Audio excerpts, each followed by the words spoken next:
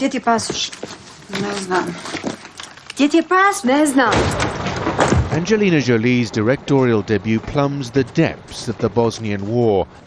Here, Serb soldiers round up Bosnian Muslims for detention and worse.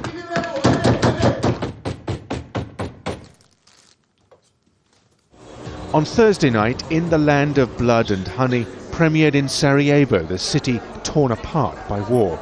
For those who lived through it, it was an uncomfortable reminder of the worst of times.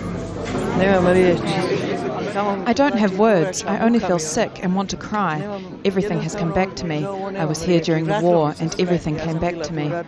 The film tells the story of love between Danijel, a Serb, and Ajla, the Bosnian Muslim he knew before the war, now a prisoner in the detention camp he helps run.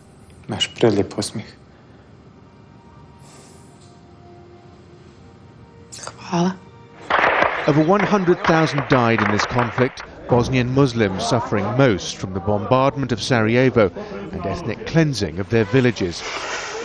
This was my generation that went through this in Europe. So I read more and I learned more, and I was just so taken by how little I knew, how little the world speaks about it, and I felt compelled to put this story together. Some Bosnian women's groups complain the film's focus on a love affair glosses over the suffering of the many women who were raped. The filming had to be done in neighbouring Hungary. I know what blood is. It happened in Bosnia between 1992 and 1995. But what is honey in that movie? Obviously it's our suffering, our misery. Despite the controversy, initial reaction to the premiere seems mostly positive. It's a very powerful and successful drama. I thought it explored issues in a very authentic way. It wasn't a normal film experience for me. It was an education every day in humanity and in unity and also getting to know a culture.